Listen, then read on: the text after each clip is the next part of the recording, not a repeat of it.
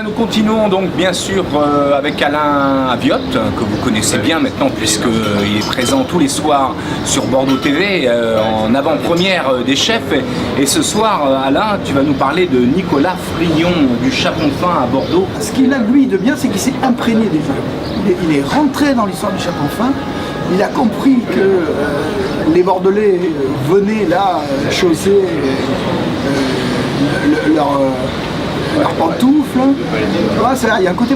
Voilà, le Chapon-Fin, c'était un lieu qui servait de gardien de mémoire, tout ça. Donc lui, il s'est saisi de tout ça et il a petit à petit introduit à partir d'un certain nombre de grands classiques de la cuisine bordelaise, introduit des variantes.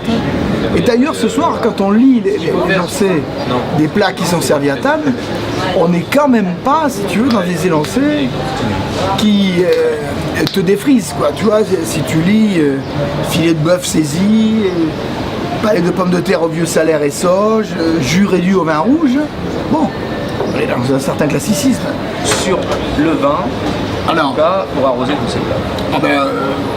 On a de très bons médocs, puisque globalement, on peut dire que le menu de ce soir a été fait aussi autour du vin. C'est-à-dire que la propriétaire du Chapon-Fin est en même temps viticultrice, c'est la sœur de Jean-Michel Caz, et donc qui s'occupe et qui gère ce restaurant. Et donc on va avoir des vins qui vont venir du Médoc, et elle est en même temps directrice du château Pichon-Longueville, donc c'est un coup à finir à l'apothéose, bien entendu. Donc on démarre par Bernadotte, qui est au Médoc. Après on passe sur Réserve de la Comtesse, bon, là on monte légèrement en gamme, et on termine évidemment sur Château Pichon-Longueville d'Alande. 2 fromages là-dessus, et qui sont, je dirais, dans la lignée des fromages qu'on a eu depuis le début en provenance de Chandalos, mais toujours accordés à la situation dans laquelle ils sont servis. C'est-à-dire que là, on a des pâtes pressées, et je tiens vraiment pour dire que la pâte pressée, genre tome, tu vois, là, ce soir c'est tome de Chialos par exemple, tout ça, c'est vraiment les fromages qu'il faut avec des grands vins rouges. C'est-à-dire que c'est les fromages qui ne dominent pas le vin, c'est les fromages qui accompagnent le vin sans le dominer.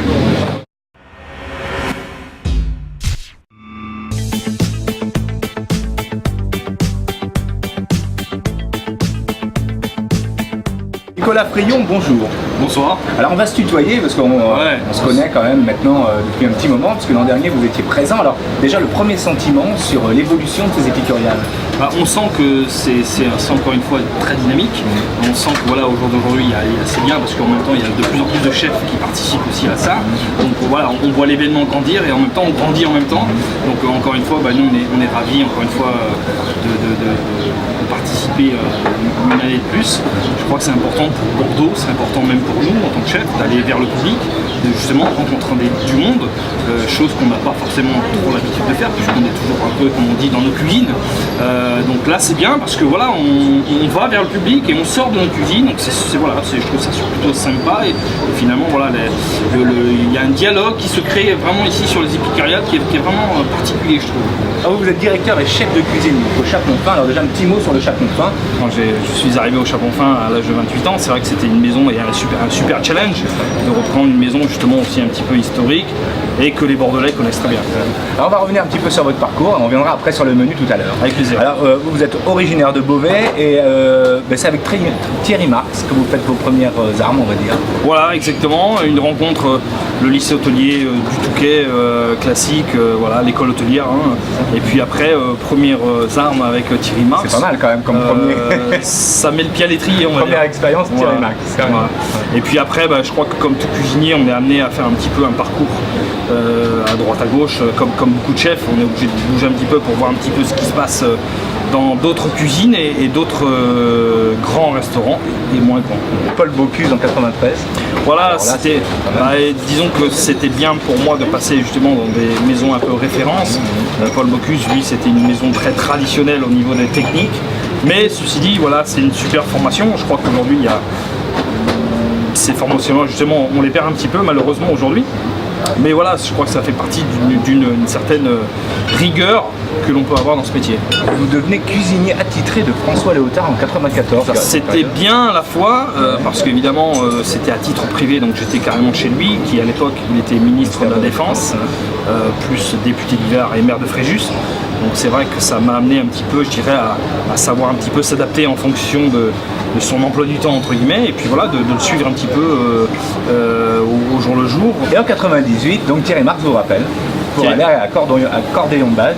Voilà, c'est ça. Et disons qu'on était toujours resté en contact, hein, puisque voilà, ça s'était super bien passé entre nous. On avait un peu le même feeling en termes de cuisine, un petit peu sur la pédagogie de la cuisine. Et donc Thierry Marx m'a dit voilà, je m'installe sur Pauillac, est-ce que tu serais partant pour l'aventure? Et en l'occurrence de prendre une place et de l'assister, d'être son bras droit. Et puis surtout le challenge était qu'à l'époque Cordéon Badge n'avait pas d'étoile, c'est ça. Donc il fallait monter la maison. Donc il y a eu la première étoile, après la seconde étoile.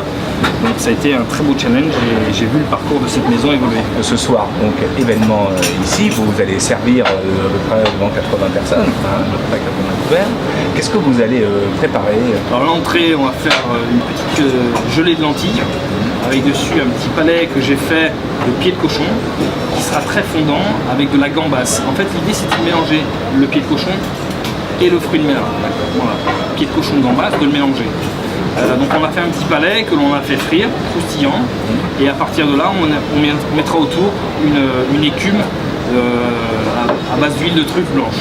Pour la viande, on est resté sur plutôt quelque chose d'assez classique. Sur le plat, voilà, on est resté assez classique finalement, filet d'œuf, traditionnel, Bordeaux. On connaît très bien la tradition de l'entrecôte bordelaise. Voilà. Donc on est parti sur ça un petit peu. Et puis après on l'a remodulé plus sur tout ce qui est l'accompagnement de cette viande. Où là on a fait une petite galette de pommes de terre mélangée avec du salers et de la sauge. Et donc le dessert, ça vous êtes vous un expert en dessert. Ouais, on est parti sur un fruit d'été, la framboise, tout simplement. Frais, exactement, et on va le décliner un petit peu sur différentes formes avec framboise et verveine, qui sont l'herbe du moment.